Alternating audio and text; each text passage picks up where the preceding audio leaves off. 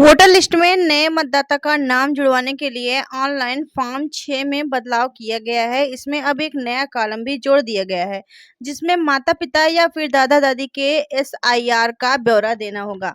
SIR को लेकर के बड़ी अपडेट आई है। नए वोटर बनाने के लिए बदले नियम, तो वीडियो को लास्ट तक आप सभी जरूर देखें। देश के कई राज्यों में विशेष गहन पुनरीक्षीकरण यानी कि एसआईआर की प्रक्रिया के बाद वोटर बनने के नियमों में भी परिवर्तन किया गया है। चुनाव आयोग के फॉर्म 6 में बदलाव किया गया है, जिसके मुताबिक अब नए वोटर को वोटर लिस्ट में नाम जुड़वाने के लिए बताना होगा कि पिछले एसआईआर में उनके माता पिता या फिर दादा दादी का नाम दर्ज था या फिर नहीं दर्ज था। तो ये आपको डिटेल बतानी पड़ेगी। इसके अलावा आपको बता दें कि यह बदलाव अभी केवल ऑनलाइन फॉर्म में ही दिखाई दे रहा है।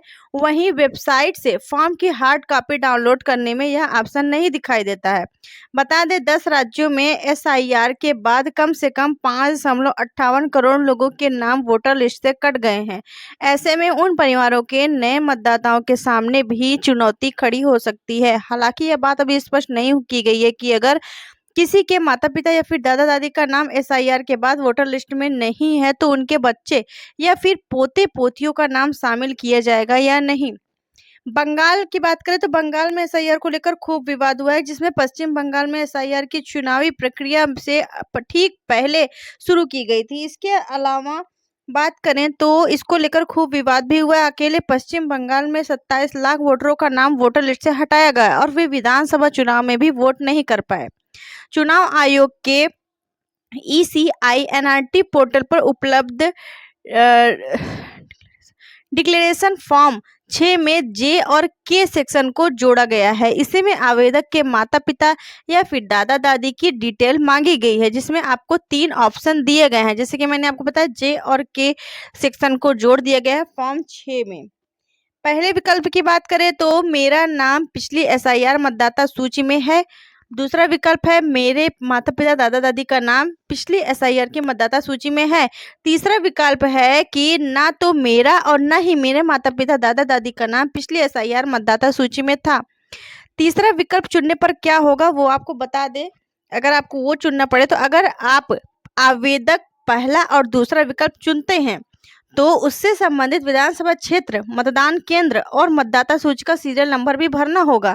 और अगर आप तीसरा विकल्प चुनते हैं तो आगे कोई डिटेल नहीं मांगी जाएगी। हालांकि इस कॉलम को अनिवार्य नहीं बताया गया है, अभी भी नहीं बताया गया है। इसके अलावा तीसरा विकल्प चुनने पर आगे क्या होगा, यह विकल्प उन राज्यों के ऑनलाइन पोर्टल पर है जिनमें 2025-26 में एसआईआर किया गया है। हालांकि बिहार को इससे अलग रखा गया है। बिहार में सबसे पहले एसआईआर करवाया गया था, वहीं असम में एसआईआर नहीं करवाया गया। बता दें पिछले साल जून में एसआईआर शुरू होने के बाद से फॉर्म 6 में कोई सुधार किया ही नहीं गया।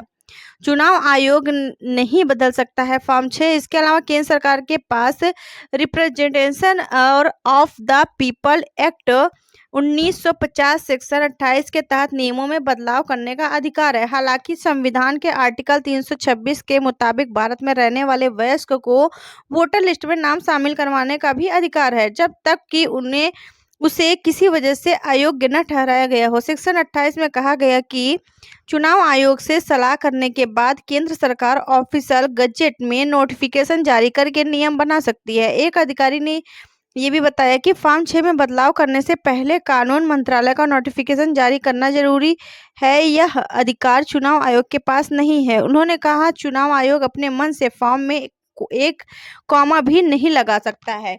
वहीं 2021 में संसद में कानून में संशोधन करके चुनाव आयोग को मतदाताओं के आधार कार्ड लेने का अधिकार दिया गया था। 17 फरवरी 2022 को इसका नोटिफिकेशन भी जारी किया गया था। ये अपडेट हमने आप सभी के साथ जो शेयर की है वो शेयर की है फॉर्म 6 को लेकर के। नया वोटर बनने के लिए ये कुछ नियम बदले हैं और फॉर्म 6 में 3 नए और कॉलम आ गए हैं, जिसके बारे में मैंने आपको बता दिया है। इस जानकारी को आप सभी जितना ज़्यादा हो सके शेयर जरूर करिएगा और वीडियो को लाइक और चैनल को सब्सक्राइब करना ना भूलें ऐसी अपडेट पाने के लिए।